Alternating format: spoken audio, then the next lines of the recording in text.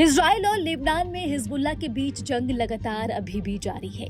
इस बीच हिजबुल्लाह ने इजराइल पर अब तक का सबसे बड़ा हमला किया है। बताया जा रहा है कि हिजबुल्लाह ने इस बार इजरायली मिलिट्री बेस को निशाना बनाया है, जिसमें 4 इजरायली सैनिकों की मौत हुई है। बताया जा रहा है कि हिजबुल्लाह ने इजरायली मिलिट्री बेस को निशाना बनाते हुए ड्रोन हमला किया है, जिसमें इजरायली डिफेंस फोर्स यानी कि आईडीएफ के 4 सैनिक मारे गए, जबकि करीब 70 सैनिक घायल हुए हैं। इस हमले में चिंता की बड़ी बात यह है कि इसको रोकने में एयर डिफेंस सिस्टम पूरी तरह से फेल रहा। एयर रेड सायरन भी नहीं बजे। हिजबुल्लाह ने जिस ड्रोन से इजराइल पर हमला किया उसको रूसी ड्रोन बताया जा रहा है। हताहतों के मामले में ये हमला इजराइल पर हुआ अब तक का सबसे बड़ा हमला है। रूसी ड्रोन के हमले ने इजराइल लेबनान जंग में रूस की एंट्री को साबित कर दिया है और अब ईरान के हथियारों के साथ साथ हिजबुल्लाह के पास रूस के हथियार भी आ गए हैं। हिजबुल्लाह के इस हमले को दक्षिण लेबनान में इजरायली हमलों का प्रतिशोध बताया गया है। जिस वक्त यह हमला हुआ उस समय इजरायली सैनिक मेस में खाना खा रहे थे।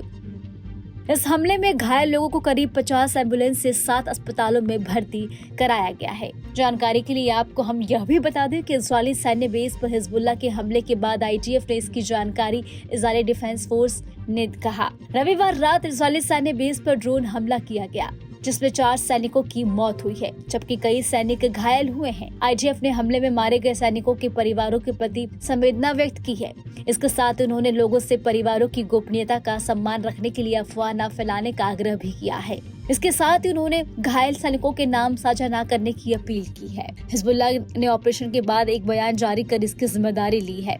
बयान में कहा है कि इस्लामिक रेजिडेंस से रविवार 13 अक्टूबर 2024 की शाम को एक ऑपरेशन किया, जिसमें हाइफा के दक्षिण में बेंजामिना में गोलानी ब्रिगेड के एक ट्रेनिंग कैंप पर हमलावर ड्रोन एक स्क्वाड्रन यानी दस्ता को लॉन्च किया गया है।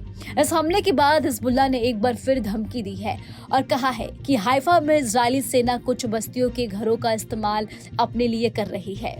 हिजबुल्लाह के बयान में कहा गया है कि लेबनान पर आक्रमण के लिए ऑपरेशन रूम के रूम में इस्तेमाल किए जाने वाले इजरायली ठिकाने हाइफा और तबेरिया जैसे घनी आबादी वाले शहरों में है। ऐसे सभी घर और सैन्य ठिकाने इस्लामिक प्रतिरोध के रॉकेट और वायु सेना के लिए सैन्य लक्ष्य है।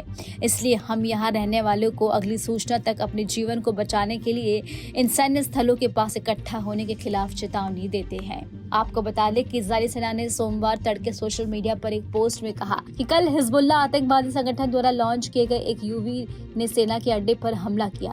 इस हमले में आईडीएफ के 4 सैनिक मारे गए। आईडीएफ ने शोक संतप्त परिवारों के में दुख में शामिल है, उनका साथ देना जारी रहेगा। सोशल मीडिया पोस्ट में आगे कहा गया कि हम अफवाहों और घायल सैनिकों का नाम साझा करने पर परहेज करने और परिवारों को सम्मान करने का आग्रह करते हैं। इसके साथ ही हम आपको बता दें कि इससे पहले हिजबुल्लाह के खात्मे के लिए इजरायली सैनिकों ने लेबनान में ग्राउंड ऑपरेशन शुरू किया।